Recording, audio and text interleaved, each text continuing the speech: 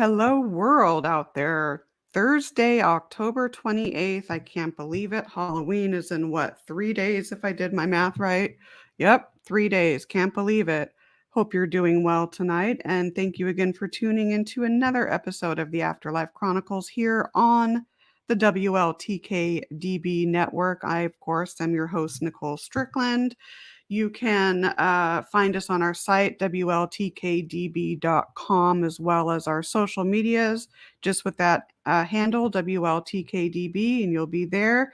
So before I introduce tonight's guest, has become a really good friend of mine, I do want to cover a little bit of housekeeping, announcement time. So again, gallery readings for the world has been moved to Sunday, November 14th at 4 p.m. Eastern.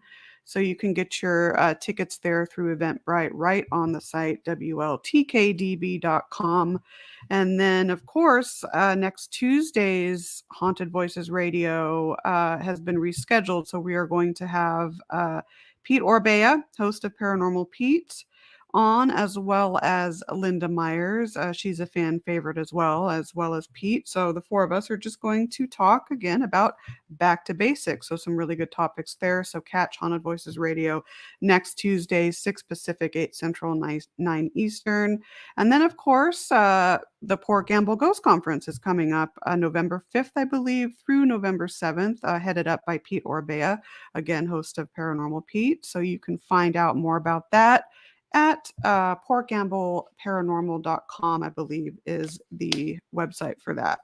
So this is funny. I think it's hilarious. It's weird. So I'm doing my show tonight.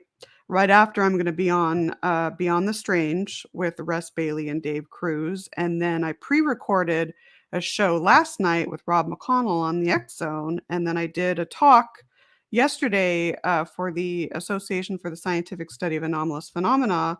And all four of what I just mentioned are airing tonight. So hilarious how that works out. I think it's funny. But anyways, without further ado, let's introduce tonight's guest, Michael Chiana. He really doesn't need an introduction. He's also a fan favorite. He's been on Haunted Voices Radio. He's been on Paranormal Pete on our network, of course, and there's many other shows he's been on. So Michael Chiana, welcome to the show, my friend. How are you doing? Hello, Nicole. How you doing? I'm doing good. Getting better, as you can tell, right? Yeah, I know. I'm getting back to the land of the living, people. It's been crazy. Yeah, I was actually diagnosed with atypical pneumonia. So that came out of nowhere, but we're getting better, so that's good. So how are you? I'm Thank doing you for great. coming on. Doing great. Super busy. Just got back from Gettysburg about a week and a half ago, and spent the week there. How was that? Oh, it was awesome. Had a great time. Visited my friends over at the Hoover House Inn. They've just purchased this year, and it's a beautiful 1912 inn, and it's very active. And the folks, my friends, are so friendly and so nice there. So go visit it. Just outside of Gettysburg. Yeah, I might be coming out next summer with Dale Katzmarek and the Ghost Research Society. They're thinking of doing another Gettysburg trip. So when they do, I'm there. It's embarrassing that I haven't been. Please let me know. Absolutely. I'll definitely come and hang out with you guys. Yes. Oh my gosh. You'll be a welcome guest for sure. So let's get into, you've been on so many shows, you know the drill, but you just came out with your amazing Amazon Prime series, Journey Through the Past. Let's talk about that. Yeah. And how that all got started and why you decided to come out with your own series. Because I think it's super commendable. Very commendable. Thank you so much. I really appreciate all the support that you and Todd and Pete and everybody has given me. I think it's really helping it grow. It's just over 4 weeks out, and it's already got about 44,000 hits. That's from here to the UK. So it's doing really well, and so I'm actually getting ready to start editing the next episode because I'm doing it standalone. The reason why I originally started to make the series was I really had no place to share all the great evidence and experiences I had over the years, other than getting involved with big production companies and things like that. And I'm not a fan of the production companies. I've dealt with them over the years, Yep. always trying to get my contact list and things like that. And I saw how devious. I'm being honest about it. It's very cutthroat, and to me, I think a lot of the production companies and the people that they employ to try and contact people like us to get our information and get our clients and things like that is really all about money. It's not It about anything is. else for them. They don't care about us. Don't care about the paranormal community. Nope. And so, I'm not one that cares about getting on these big production things and getting involved with them. Sell your soul. That's how I look at it. You're selling your paranormal soul to these production companies just so you could say that you're on some TV show. Right. Um, and that's why I decided to make my own show. And I said, I know nothing about making a show, and I did have a background in filming and different things like that. So it just took about 3 years for me to actually put the whole thing together and get the equipment and learn about things. And it's really blossomed into something really, really nice and natural and something that's real. And I'm trying to keep it real. So that's important. That is so Yeah, commendable, and it's yeah. I can hear the passion in your voice. I can hear that Thank it's you. a labor of love, and I You know, agree with you with these production companies. It's sad a lot of these producers don't know anything really about what paranormal research is no. and what the afterlife is. Like you said, it's all about entertainment and Oh it's yeah. all about money. So I really commend you for Right. giving us and Thank you. veteran researchers alike, Yeah. those that are beginners in the field Right. and the public a glimpse into what we do and the accuracy of what we've done. So Exactly. so Exactly. your That was my first target episode. audience. Yeah, Oh, my target audience was true investigators. That's who I was really making this for. It's not perfect. It's not high production, and I wanted to keep it real. And I didn't want to be involved with trying to compete with these other shows because it wasn't something I liked anyway, and it wasn't right. something I supported. So I wanted to keep it real. And I think everybody that That's really knows what real is, when they watch it, they get it. You know. absolutely, and and I've seen your first episode. It's absolutely amazing, and you Thank really you. show a lot of footage from a lot of your Yeah. case studies, and that's what's real about it. I mean, don't they're perfect. I mean, I'm one of these that likes to strive for perfection. When I was younger, as I've gotten older, I'm like, no, why am I doing that? Why am I wasting my Right. energy? It's Right. what you've done is to me, it's a masterpiece because it's Yeah. honest, it's genuine, and it's from the heart, and we need more of that. Yeah. I hope that this. So I hope this starts something. I like to keep it grassroots and yeah, keep it real. But the number one thing is showing real evidence. Go out and really get really good evidence. Work with really good people. That's important. And don't try and overproduce it. Keep it real. Keep it. To the facts. You know. absolutely. Well said. And your talk about your first episode and the location, very historic location that it was filmed at. Can you give us a little history of that site? Oh, sure, sure. It's called the Country Squire Inn, and it's down down in Warsaw, North Carolina, which is not far from the Wilmington, which is the beach area. And it's been there since 1961. Originally started as a small log cabin restaurant that the original owner had built back in 1961, and it grew and grew and grew, and he had to keep adding and building onto it over the years because it got so successful that it started with 70. We could seat 75 people, and now it sits over 425 people. And they do weddings and all kinds of events there. And it's a restaurant, it's a vintage inn, and it's a winery. So That's it's an amazing beautiful. place. When you go there, you don't have to leave the property. It's really a lot of fun. Yeah, I mean, it looks huge, and it just from seeing it in your series, it's like stepping back in time. Right, You really right. feel like you've stepped Yeah. back in time, and I love locations like that. And So that's the with main. the Yes, go ahead. go ahead. With the main opener, the place is so big that I wanted to do a walkthrough, and I made like a mini tour of myself, showing the different areas because most people will not realize how big this place is. So that's in the opener. You will see how I walk through the different areas and I tag the different locations so that you're watching the investigation. You can see which rooms we're in and where certain activity was captured. Fantastic. So with obviously history being a huge foundation for anomalous events, what, in your opinion, from researching it so much, what else about this specific site lends it to have a lot of paranormal activity, I guess, besides the history? What would you say?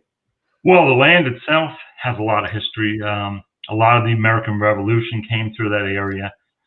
It was farming communities for many years.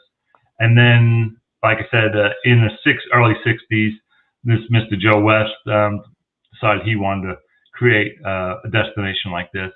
And he started building it by hand with friends and neighbors. And they came and helped cut the logs. And he built this cute little log cabin.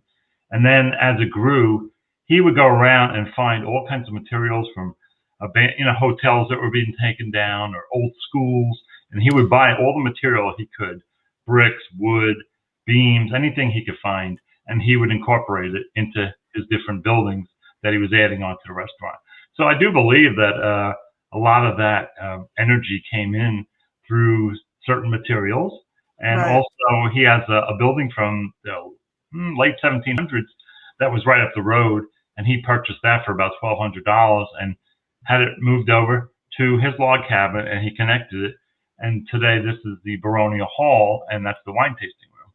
Oh, And wow. that's a very active room, and that's where we captured some really amazing things in that old house. So it's really interesting. That's so fascinating. It's interesting to see all these layers and besides history, what else can contribute to these Right. hauntings and paranormal activity. So, what is your, because you've been there so many times, I like to ask Right. people that have researched places so many times, what's your most, I guess, favorite encounter, favorite personal experience or evidence that you've captured there? Well, the first time I ever went was in 2010, and I had heard about the place through local things on the websites and different things, through different paranormal groups that were going there. And so I would contact the groups and I would ask them. Back in the day, years ago, people would actually respond back to you easily and talk with you and share things. And so I contacted the owner and asked her to come down. She said, sure, come on down and have dinner, and afterwards you can investigate. So we did that in 2010, and I captured the first night there a little girl talking to me and the owner, and that's kind of what set this Oh, whole thing wow. off all these years later. But it all started with one EVP from that first night, and we investigated for several hours, and that's all we got because we were still getting familiar with the place. It was so big, but we caught this one thing, and that really set it off as far as me continuing to go there year after year and building a really nice relationship with the owner and the staff. And oh yeah, I've been there. I've done about 11 investigations there over the years. So yeah, That's a lot. busy. That's a lot. On top of other Definitely, investigations. Yeah, it's an ongoing case study for you, and yeah, I'm sure that a lot of the resident energies know you there and appreciate you for your respect and reverence of them and all of that. Have you right. been able to, and I'm sure the answer is yes, but have you been able to take some of your captures and actually verify what is said with them with actual documented history? Oh yeah, and that's what's great about having the owner. Owner originally started working there when she was younger, and she's now owned the property herself. She purchased it from the original man, Joe West, and she worked for him for years. And he had gotten sick and he got cancer, and so then eventually she made a deal where she would work and take it over as the owner, and so she had so many experiences, and all her staff for the last 20 or 30 years have had all kinds of experiences. Uh, and they kind of kept it on the lowdown. You know, they didn't really publicize it and things like that. Even to this day, we are not, other than me doing the show, they don't advertise what they have there. And, they keep it real simple and they keep it really classy. And that's how I like to do it. They've let me come in many times over the years, have the entire property to myself from the time they close till the next morning. So I always have great opportunities. And I can also, what's nice is when I'm done, I can go crash in one of the rooms and go to sleep. Sleep for a few Right? hours before I got to head That's home. awesome. Yeah, so That's that's really awesome. great. And like by the time I get back to the Vintage Inn, which is to the side, I don't care what ghost is around me. I'm so wiped out by like 6 or 7 in the morning. I'm like, do whatever you want. I gotta go to sleep. And Right? I know. Isn't that fun? I mean, it but is I so love tiring. researching. I love researching properties uh, more than once or twice, and that's what I do on most of my locations. I'm a true researcher. I really spend a lot of time and years working on places. I don't just do 1 or 2 visits and then make an episode. I don't do Right. that. I really want Right. to know the history, and I want to know and get to know the spirits that are there. And then I brought in other teams over the years to work with me as well to see what they capture, to see if I can compare what I've captured versus what they capture. And we've had similar results. But there's at least 15 spirits, if not more, there that we've documented, all different kinds of folks. So it's very interesting. Wow. So who's the little girl?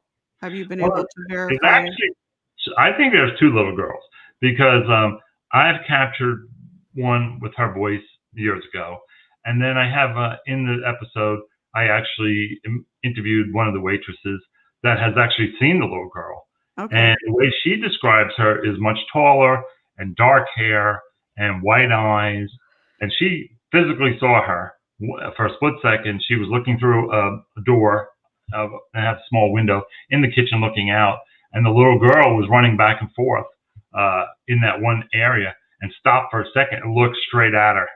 And I give this waitress, really a lot of credit because she's very brave because most people would freak out and run out. Right. So I was very impressed that she had experienced that, and she still works there all these years now. So that's interesting. But there is a photo of another girl there, and I think that the photo taken several years ago is actually of the girl that I first caught with the voice back in 2010. And she is shorter, and she has more reddish hair and things like that. There's a photo of her that a patron actually, a guest that was having dinner, actually turned around and snapped a shot, and she was standing on the stairs. So they actually have a photo of that.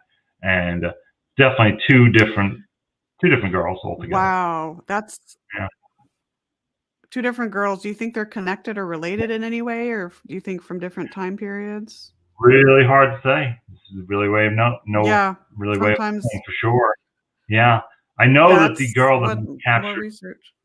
3 times on recording is the same girl because she sounds the same, even though there was a difference of 8 or 9 years between me capturing her. It's this very same brogue type accent. So I think that I captured the same girl 3 times. So that's interesting, That's awesome. With that, we're going to take our first break, folks. So you are tuning into the Afterlife Chronicles.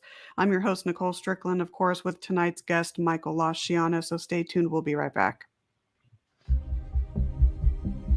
Meet Nicole Strickland. One of the leading San Diego paranormal researchers, Nicole offers a gentle and humble approach to working with spirit energies. Being the founder of the San Diego Paranormal Research Society, Nicole is no stranger to the unknown. Due to Nicole's vast knowledge of the paranormal, she is widely sought after for speaking engagements on topics like Children of the Paranormal, Paranormal Investigation 101 and 102, History of Spiritualism, and more. Not only does Nicole research the afterlife, but also writes about it, and is the author of several books pertaining to the paranormal and its history. Nicole has appeared on television shows like My Ghost Story, Travel Channel's Famously Afraid, Good Morning San Diego, and more.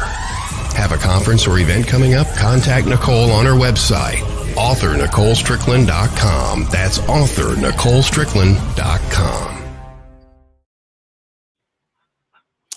20 minutes past the hour. Again, you're tuning into the Afterlife Chronicles with your host, Nicole Strickland, of course, with Michael Chiana. And before the break, we were talking about his series, Journey Through the Past, which can be found on Amazon Prime. If you haven't seen the first episode, please do so. It's amazing. And we're talking about the honesty and the integrity and the genuineness of it. And there needs to be more of that in this field.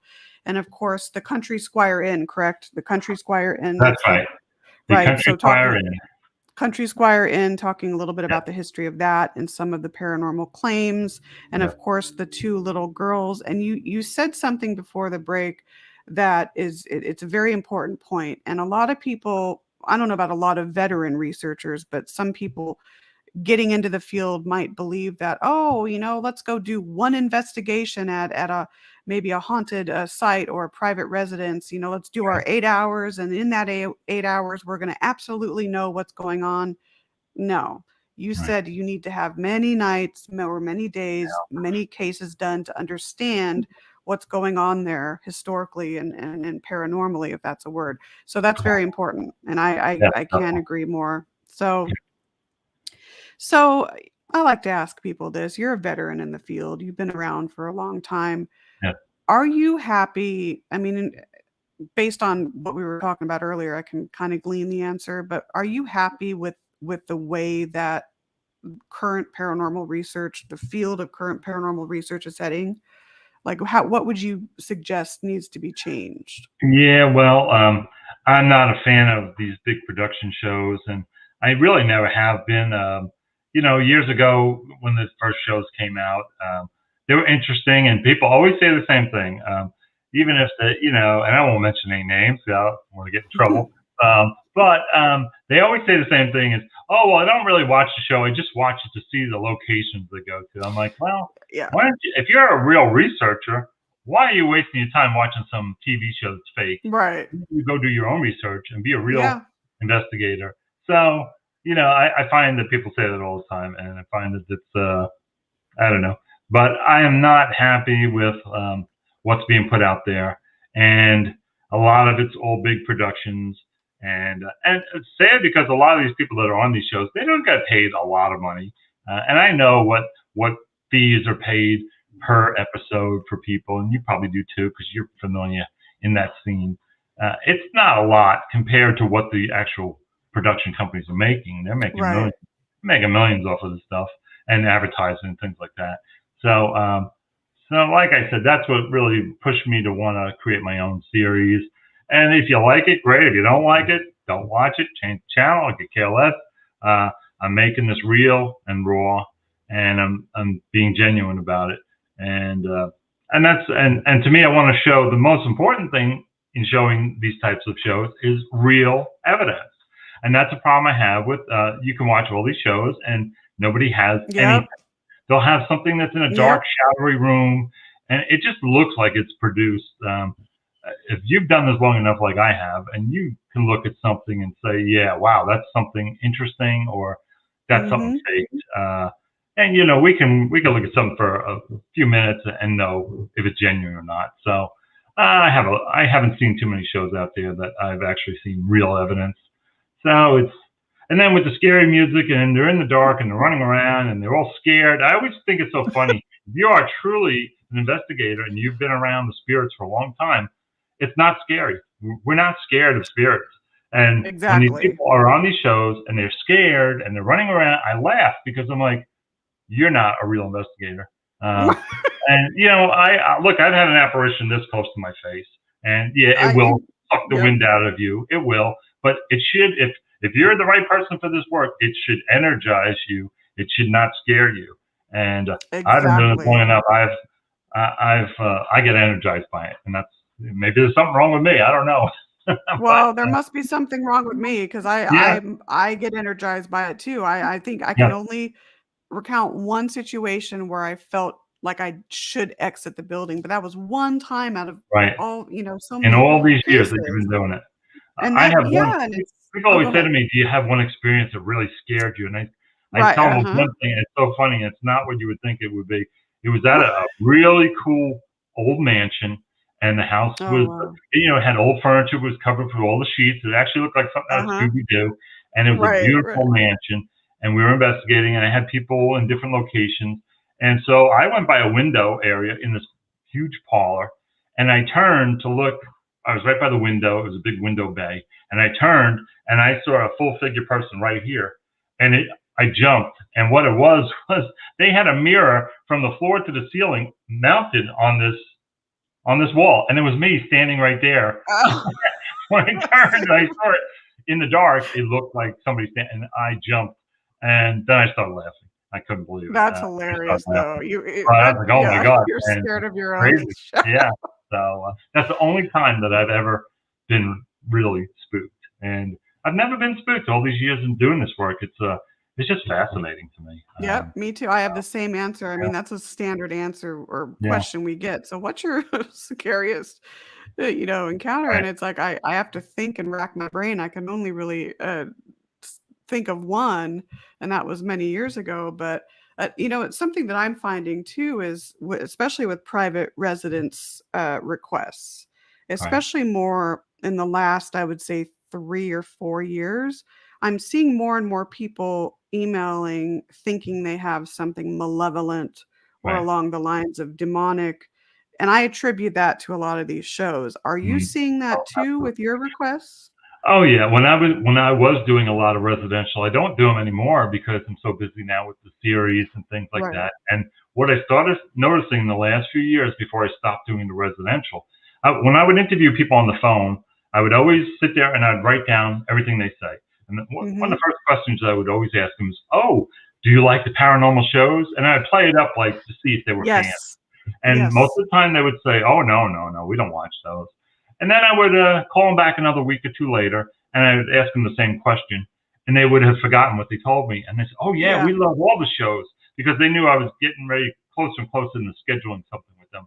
And those are the ones that I would not go to investigate because what I Yep. was finding was people wanted to be on shows, and so they were contacting me and having us Mhm. come in. And then I found secret cameras of them recording us while we were investigating. And when I found that, I stopped the investigation. I Oh, told that's them to come back. I said, "Here's your cameras. Take them back." "Oh, well, we were just trying to get extra evidence." And I was like, "Yeah, okay." But at the time, all these shows were looking for people to submit their stuff so they could pay them to be on like My Ghost Story and things like that. exactly. And so it really got tainted to the point where I was like, all right, I'm going to have to start making contracts for all different things. And Yep. because people were starting to get really sneaky. And I was like, you know what? I'm not going to do this anymore. I said, I'm going to stop doing the residential because it was too much work that people were, they really they wanted to be on TV. That's all they wanted to be on. And they were trying to use my groups to do that. And I Yeah. wasn't having it. So I put Well, a stop to it. yeah, So, we're yeah. experiencing that too. And that Yeah. question, that's great that you have that on there because we ask the same thing. Do you watch Yeah. the shows? And Right. I don't do as many private cases as I used to Yeah. anymore I because I'm can't. finding what you're saying and other things. And probably out of all the requests we get, we probably take on less than 10%. Right. There's like a huge list Yeah. of criteria that needs to be met before we do I that. But I it's have one truly friend that runs sad. her own group, and she has 135 question form that people have to fill out. And she sends it to them. They have to fill it out, and then she reviews it. I was like, 135 questions. Wow, But that's I thought, amazing. and I read it, and I loved all the questions, but I was like, oh my God, this is like, I just don't That's want to put in that that's much work expensive into it. though. Yeah, and I didn't want to put in that time and that work to have to do that. I run a full time business. I have a family, and I'm trying to Right. do my own project. So I said, no, I have to step away from this. And I have helped a lot of families over the years. Um, my biggest thing is that I can go in and really, if there's something there, I can capture it and get good evidence. That's my niche, more Right. than anything. I don't remove spirits. I'm not a ghostbuster. I don't consider myself a ghost hunter, even though I am the heritage hunter, because I just really like to be what I do, and I really do love to document things that are there and help people so that they don't think that they're crazy. I mean, I've had so many clients where the husband may not believe anything is there, and the wife is experiencing things, or the kids are experiencing things, and then to go in and actually capture recordings of things and photos, that puts them at ease because there's always somebody in the family that doesn't believe or is not skeptical or doesn't have the experience. So Of that's course. Yeah, you have to deal with the family dynamic, and one of our yeah, ways for weeding out, I guess, the serious versus those that, may wanna just get on TV is we say, "Well, fill out our questionnaire form online. Once right, we receive that, we will pursue further, and if we don't, then a lot of times we won't get it." So it's like, okay, if you're really concerned of what you have going on in your house, you're not gonna right, take 10 minutes to fill this out? I mean, so exactly. Exactly. But you said something I like when you said I'm not a ghost hunter, and that's something No. that I always say And I too. get I called that don't all the like time. that. I hate Yes. that term, even though I am the heritage hunter. But That's I'm hunting the heritage and then what's connected to it. So right. yeah, That's I am completely a different. hunter, in that sense. But I don't like the term ghost hunter, I don't ghostbuster. either. And Nope. there are people that are that, and that's fine if that's your thing and that's what you're into. And Right. there's thrill seekers, and we can go on about thrill seekers and things. And there's nothing wrong with that either. But I don't like that fine line where you have somebody who's a researcher and doing a lot of work and spending years doing things, and then a thrill seeker that has a group on the weekend with all their buddies and their friends, and they get together and they go have fun. And there's nothing wrong with that. Right. But I don't like those people to be called researchers, because what are they researching? They're having fun, they're kicking back, they're buying all the little toys, they're using little flashlights, they're using apps. That to me is not real research.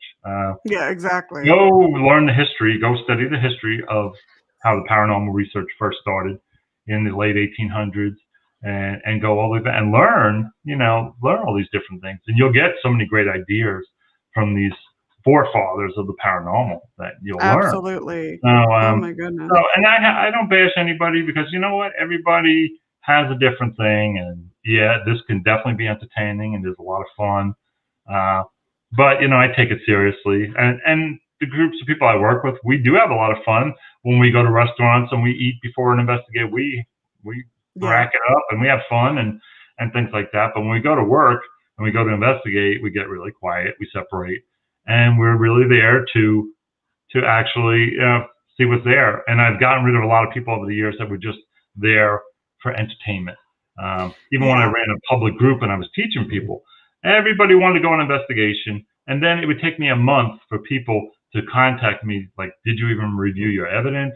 Did you go through your Yes. audio? Oh, Yep. well, I did this, I didn't do this, I didn't have time to do this. And I was like, look, if you want to be connected to this group, you have to do it, and do it as fast as possible. I said, I run a full-time business and I run multiple groups and I'm doing it. And I want to see if what I'm finding is connecting with what they're finding. And all those people I employed over the years, nobody ever came through. There were one or two people that actually did what they were supposed to do. But out of like 15 people, people were lazy. People did not review. I'd say, well, how are you reviewing? And one of the girls was like, well, I review at work. And I know she was a nurse. And I was like, how are you reviewing at work? Well, I sit at my desk in the office while the patients are coming in. I'm like, how do you think you're going to be able to review and hear something if you're in a work office? so right there, I knew after 4 years of her working with this, that's why she never got anything, because she wasn't taking the time to sit down in her Right. home and be quiet and actually listen to the audio. So people, want to be connected, and they want to be involved in a group, but then they never really want to work hard at it. And that's why I It's got away from doing disappointing. that. It is. Yeah, it is. And I've been there. I've Yeah. with my team cycled through many people. Same Right. situation. I've echoed It the gets same things old. you've said. It It gets gets very old. old. It really Very gets old. old. And I know Very you've had old. forms and different things that people have to fill out over the Oh years yeah. to be in your Yep. group, and then they still don't abide by what you've had them agree to. So it is what it It's is. just That's the crazy. general public. That's why I didn't create this show for the public. I really did create it for hardcore people that are really into true investigating. And that's your audience. that's my niche That's your audience. audience right there. Yeah, exactly. So let's talk about your teams. You have the Heritage Hunter Society, and then you also have what's your Raleigh, North Carolina one? The Raleigh Paranormal Society, it's still active as far as being up, but that was the one that I would let anybody from the public join, and I Okay. would take them out. I must have been insane, because it wasn't like I had the extra time to waste. And I would let the public come in, and I would take them to different locations. I'd rent the Battleship North Carolina. I did that Wow. several times, and bring them on the ship to investigate. And, like I said, it never panned out for me. I was just looking to find, if I could find 5 to 10 really good seasoned investigators that I've trained, that would be awesome, because then I could send them out on their own. While I'm still doing my projects, I could set up things for them to go investigate. But that Right. was never the case. And I told people from the very beginning that this was a public group, and you own the group too. And what you put into it is what you would get out of it. Exactly. And I was always told that oh, well, this is your group, so you take care of this, you do that, and so I was like, okay, well, I'm going to shut this down. I said because after 4 years Yeah. with people, I just got burnt out, and in 1 year I did 16 investigations with the public group, not including what I was doing separately. So I was done. I was burnt. And I've And learned it's, the lesson. yeah. You cannot be nice to the public. I'm sorry. If you're running a ghost tour, that's fine. That's fun. That's cheesy. And you're just going around telling stories, and that's fine. And it's fun, and that's entertainment.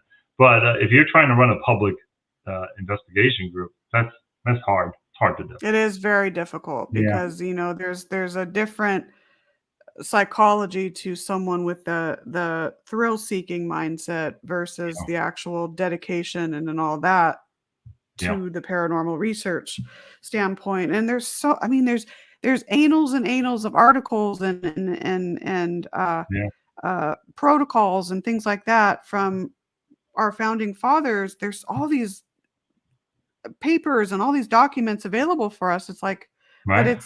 I'm seeing the field go down a more sensationalistic route and getting Uh, away from that academic route. And I want it yeah. to turn. I don't know. Yeah, I don't I don't know. know if it will at this point. I don't Because of either. social media and all these things and people wanting fame, there is Yeah. no fame in this work. I mean, I always tell people that we Exactly. are not famous. We're not supposed to be famous. If we're doing our jobs right, you're not even supposed to care what we're doing. You should just be amazed at what we're finding and what we're sharing. And that's what I'm about. And I'm not trying to make myself famous whatsoever. I like anonymity. I really do. And Yeah. I'm not growing up as a kid, I was very shy. And so I'm really not, even when I produce my show, I focus on the other team members and things like that because it's not about us. And it should not be about the investigator. The only thing it should be is, wow, these people that I'm using or that I'm working with or me myself, they're very serious about what they're doing and they do a really good job. That's if all these shows out there would actually do that, we would have some amazing captures. But that's not the case. When you have people running around the dark and screaming and this and that and getting big paychecks, they don't care what they capture. They'll make up any No. kind of crap. Put a cat in a bag and say it's haunted or something, whatever. Just bury somebody in the ground in a casket or whatever they think will sell. And the public, It, it's sad, is buying it, and they yeah. really think it's so great. And I watch how these people talk about all these shows, and I was just like, very foolish. But that's what they're looking for. They're looking for instant shock, instant thrill. Just like Yep. the science, everything is Ratings, nowadays. Nobody has entertainment. patience and wants to put the time into it. So and it makes it harder and harder for us. And there's some really great parapsychologists out there that have put in 40 years or more, and they're really treated horrible in our community as far as the general public and TV shows. And these Right. folks Yeah. are trying to make a living, and they're really good. I won't say any names, but I have my favorites that are out there. There's only a few these days. One's out of California, and his Yep. name is Lloyd. I know. Yep. I knew you were going to say it. Yep. I know Lloyd. and Barry and Great. some other folks, and they have some really great people, and they're struggling to get by. They're doing their seminars and they're trying to educate, but like people don't even take them seriously. And meanwhile, they've had more experiences than most of all of us put together. So it's It's a shame that ironic in a way. yeah, I see a lot of that, and I talk to them here and there, and I just feel that that's the kind of core circle that I want to be connected to, and not so much. I'm not a parapsychologist. I wouldn't want to go to school for that. I like what I do and my background, mechanical background, that I'm able to use that in investigating.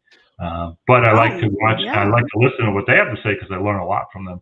So if everybody would just focus on some of the more educated people, and I've even seen in the paranormal, and I've mentioned these names, and they start laughing. They're like, "Well, who are they? They're nobody." And I'm like, "Well, you're the nobody. You're not the one with any education." And Right. we should all really be a big core family, no matter where we are in the world. We should all be connected some way if we're really serious about this kind of work. And I do feel that with people like you and other people that I work with, it's a huge family. Like Todd always says, we're a big family. Well, it's true. Exactly. It's Yeah, a great and way the to more put you it. meet people that are like you, it's definitely more of a family member type thing, and a really nice, true community.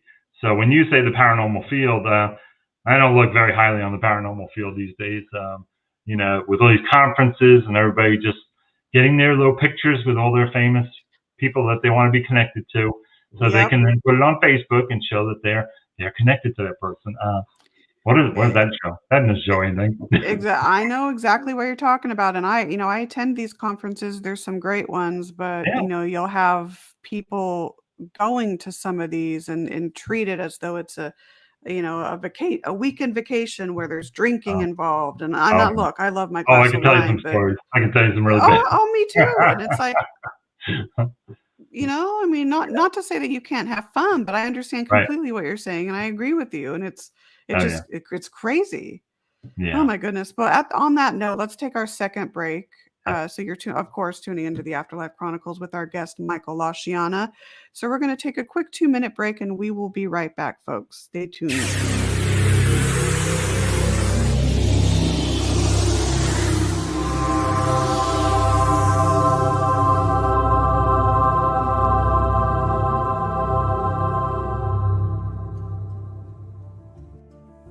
Looking to launch your new masterpiece? Then try something new with Moonbow Publishing and Publications. At Moonbow, we have a strong desire to serve authors in a powerful and meaningful way. After all, you've poured your heart and soul into your writing, and we fully understand and respect that. Remember this: you will own the copyright to your work. You will have the final say on your work before published. Even after all of that, we've saved the best for last. We won't take a percentage sold. Nope, not a penny. Excited about MoonbowPublications.com yet? We thought so. Take advantage of our company's services like book editing, formatting, and covers, publishing, and photography. Moonbow Publishing and Publications has everything you're looking for in a company. Remember, we will not keep any commissions. We are a boutique publishing company focusing on spiritual, health and wellness, and personal growth genres. So come and see what we can do for you at MoonbowPublications.com. That's MoonbowPublications.com. Moonbow Publications, a new kind of publishing company.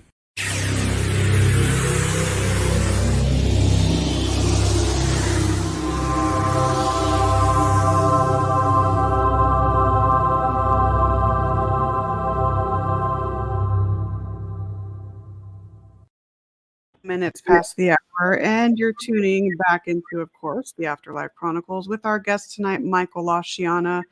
And we were talking about some of the prevalent issues going on in today's paranormal field and what can be improved, of course. And I agree with everything you're saying. I've been there, done that.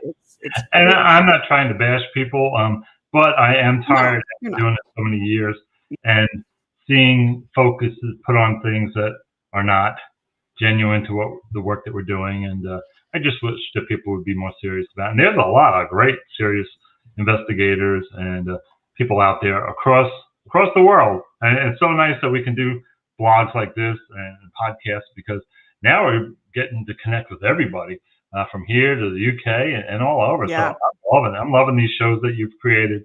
And it's so nice to just work with people and meet people all across the United States like this, and to share. Absolutely. And so when I go on these shows, I try and give opinions, and I'm not trying to bash anybody, but I do want other people similar to me to be able to have somebody that they say, hey, well, this guy thinks like I do, and this is how I feel. And so, and like I said, it's nice to connect with other people that are like-minded, And we're out there. It's just, and we have to stick together and continue to blaze our trails. And, it's hopefully one day, everyone will wake up and then we'll have an epiphany. Wow. But until then, just keep blazing your trail, keep doing what you're doing. Like I say, advice. Don't even worry about them. Just move on and just do it now. Don't waste time. Exactly. Go do your work. Go do what you want. Don't pay attention to the community out there. Forget about them. Move on and go do your work. And that's like I always tell people. I said, if you really get into it, if you're starting out, you should really learn your craft. I've said that a lot over the years. Like anything, I'm a musician and I'm a licensed contractor, and I've learned my trade over the years. well, this is a business too, and it also is something you need to learn how to research and do things like that. So, Well said. yeah, if you do that, you'll be successful. And don't worry about TV shows. That is not where this field should be. It should be focusing on really great things. And I love to connect myself with other people that have captured amazing things. And that's how I build my friendships. And most of the other teams that I work with, they are all really serious. They're all really great people. And they've all had great experiences. And that's how I connect with them. And I know, okay, this is somebody I like to be around and somebody I want to work with. And if you do that, no matter where you go, what state, what country you're in, you will always find very similar people. And yeah, I cannot worry about the paranormal community with their flashlights and their phone apps. They can stay exactly where they are forever, as far as I'm concerned. That is not investigating. If you're sitting there with a flashlight telling it, turn it on, turn it off. If you think that's investigating, then more power to you. Right. Yeah. Or, the good old Spud Pickles ghost radar. Hey, that's fun, but I agree. I don't think these apps there's a lot of credence to them at all, but,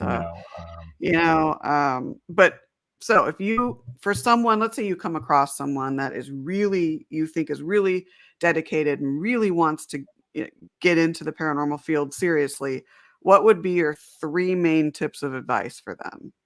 For someone that is going to be, really if I come across somebody that has had their own personal experiences first, and they're questioning, what they experienced and things, even growing up as a child with spirits in your home. I have a lot of friends that are investigators that a lot of them had those experiences. I didn't.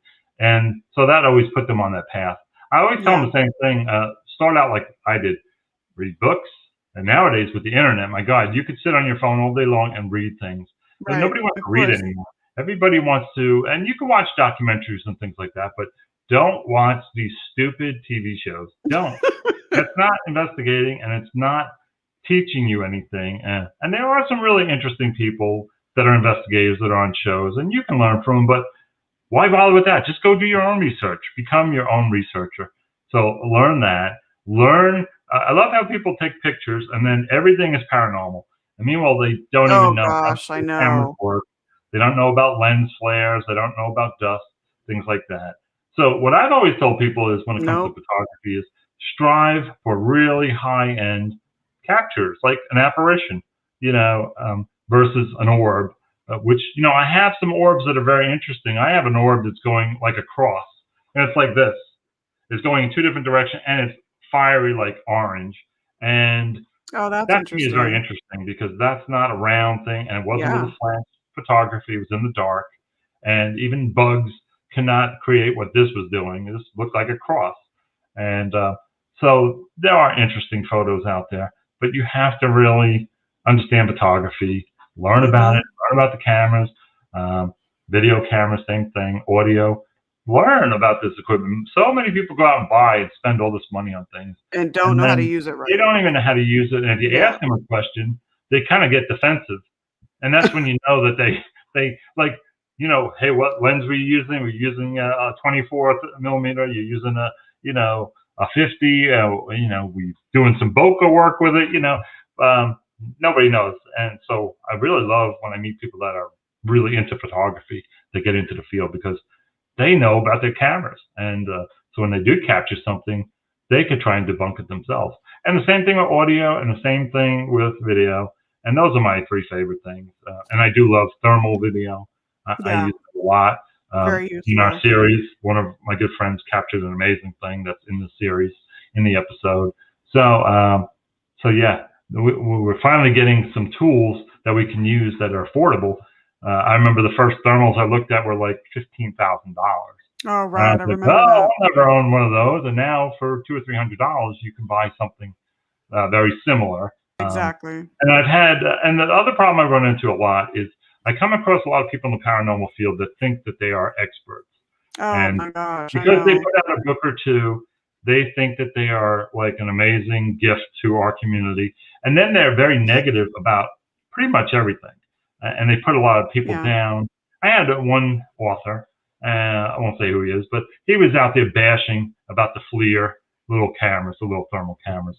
And he's saying, but people don't know what these things even do, and it's all false positives and this and that. And meanwhile, we know what we had already captured with it. We captured this woman floating in front of us, and it was amazing. And he's out there bashing on Facebook about how people don't know anything, and they're using this thing. And so I wrote him on the side, and I said, hey, I said, before you go out there and bash everything, I said, do you own one? No. I said, have you used one? No. I said, so then why are you bashing this piece of equipment that is really good for our field, and for the money, it's worth having. There aren't a lot of things that are worth having in our field these days, but this is something that you really can capture some good things. And so I sent him a little clip of what we had captured, and man, he changed his story completely. He's like, oh my God, I just didn't even realize. I'm like, well, then why are you shooting off your mouth, and using all your big followers that you have on Facebook, and you're bashing it? And I'm not getting anything from these sales. I'm not involved with any company that sells things, but I think it's a really good piece of equipment to use. So I agree. see that a lot. I agree. And I call those the armchair experts. Yes. Yep. I've used that term too. And I agree. There is no such thing. How can anyone profess to be an expert in something that hasn't even been proven? But I like to call myself a student of the paranormal. I don't, and if people refer to me as an expert, I will kindly correct them. I'll say, well, no, I know there's no such thing. So. Right. Oh yeah. Oh my goodness. And I'd rather be called a researcher, because what I am doing is researching.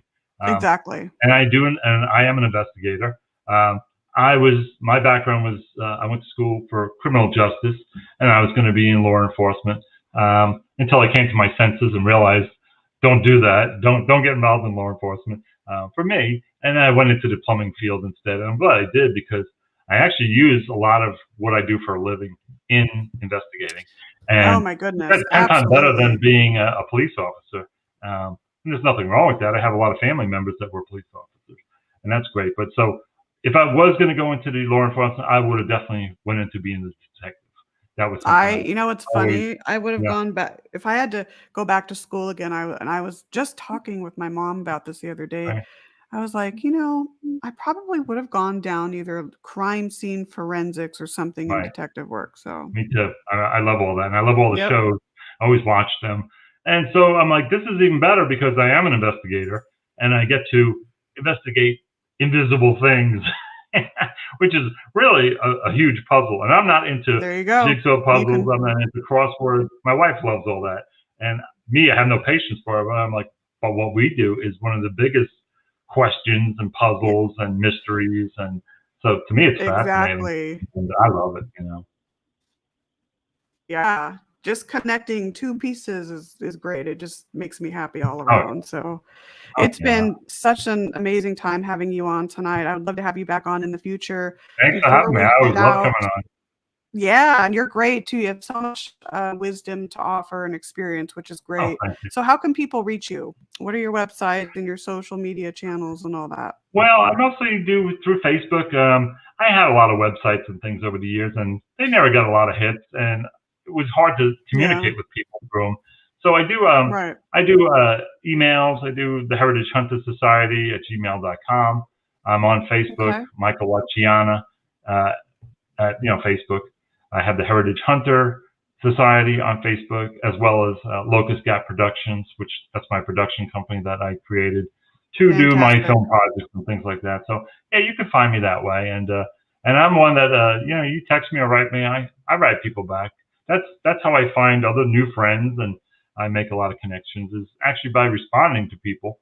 And I think that's important. Some people never, you write them, and a month later you may not hear from them.